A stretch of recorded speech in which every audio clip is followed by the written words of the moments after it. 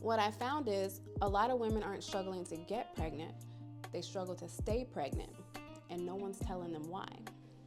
Hey beautiful, welcome back to Finally in My Arms, the space where women finally get the clarity, the compassion, and the straight answers they deserve on their journey to motherhood.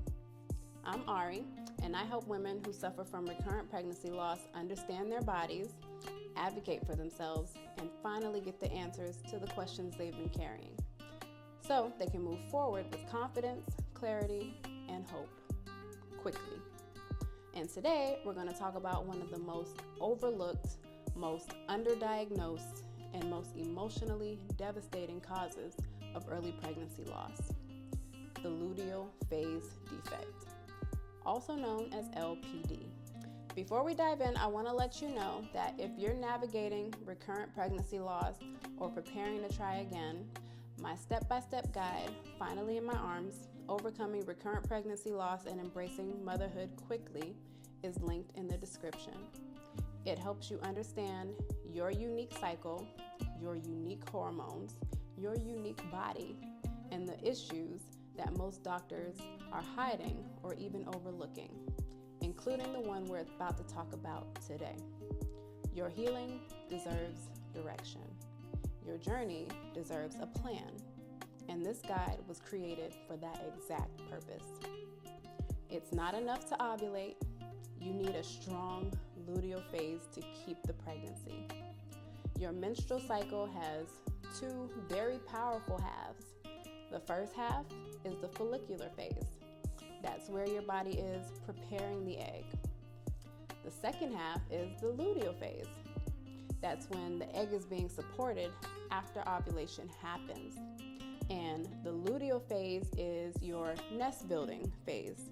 That's when progesterone is rising and your uterine lining is thickening, keeping it stable, supporting implantation, maintaining early pregnancy, and it calms your nervous system. It also protects that embryo.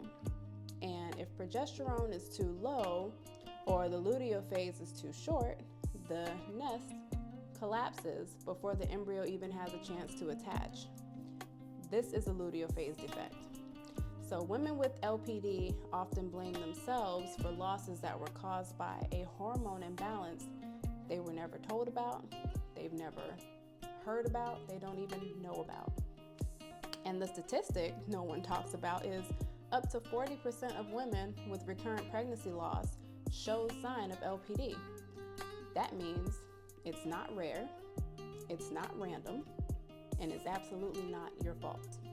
Yet, most doctors or physicians don't track cycles.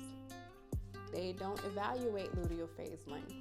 They don't time progesterone labs correctly. They don't check for spotting or early period patterns.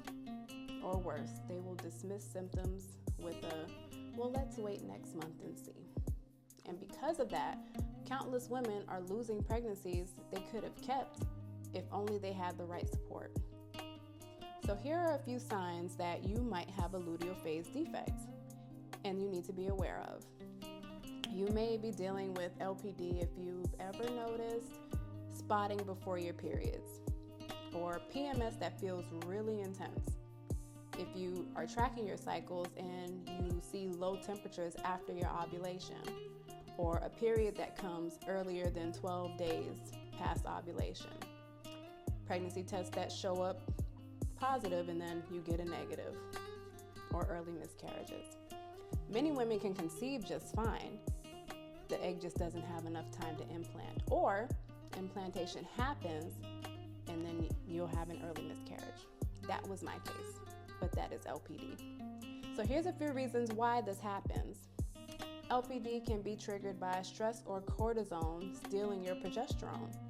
It could be caused by poor ovulation quality or thyroid issues, nutrient deficiencies, insulin resistance, post-pill hormone imbalances if you're on the pill, inflammation, endometriosis, high prolactin, low luteinizing hormone, poor corpus luteum function.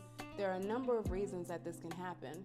And again, most women are never tested for any of this. So how do you strengthen your luteal phase? I'm glad you asked. There are ways you can boost your progesterone naturally, like foods and nutrients that help with your B6, your magnesium, zinc. You can try Vitex. That can be found on Amazon if you want to go to Amazon. Avocados, leafy greens, sesame, and sunflower seeds if you're into seed cycling. You can support your ovulation quality. Stronger ovulation means stronger progesterone, and you want both of them to be strong when you're trying to conceive. You want to reduce stress during the luteal phase. Your body can't make enough progesterone and make cortisol at the same time. So choose your progesterone health over stress. Track your cycles if you don't already, because you can't fix what you can't see. And charting reveals everything. If you need assistance reading your chart, there's a link in the description for you to book a chart evaluation. You want to test your progesterone properly. Begin testing at 7 days past ovulation, not day 21, because there is a difference. And don't test at any random point in your cycle. You likely aren't losing pregnancies because your body is broken, but it's highly probable that you're losing them because your luteal phase hasn't been supported. This knowledge frees women from shame almost instantly. A strong luteal phase is the bridge between conception and holding your baby in your arms. So this cycle, I want you to start tracking your luteal phase length if you haven't been tracking your cycles already. If it's shorter than 12 days, that's your starting point. Awareness is the first step toward healing. And if this video is opening your eyes to things no one has ever explained to you before, please check out my full guide. It's linked in the description. It's the Finally in My Arms step-by-step guide to overcoming recurrent pregnancy loss and embracing motherhood quickly. It takes every concept we're discussing today, LPD, progesterone, cycle mapping, ovulation quality, inflammation, hormonal timing, and puts them into a single, clear, step-by-step roadmap to help you move forward safely and confidently. Again, that link is in the description. So leave a comment telling me how long your luteal phase is right now. If you know, let's talk about it. Let's get the taboo parts out and let's have discussions, lady. That's how we heal. Then join the Finally in My Arms Facebook community. You can check the description for that as well. And subscribe if you want more videos like this one. So now that you know and understand what luteal phase defect really is, why it's overlooked, and why it impacts up to 40% of women with recurrent loss, and how you can begin strengthening your luteal phase today, you have the clarity and the power you deserve. Because once you understand your body, you can finally stop feeling confused, defeated, or in the dark. You're not broken. You're not alone. And you're not doing this without answers anymore. You're on your way to holding your baby in your arms. In the next video, we'll break down the top 3 progesterone-destroying habits women never were warned about and how to fix them quickly and naturally. We'll talk about some other things too. Shut up, mama. Straighten your crown. You're stronger, wiser, and more capable than you've ever been told.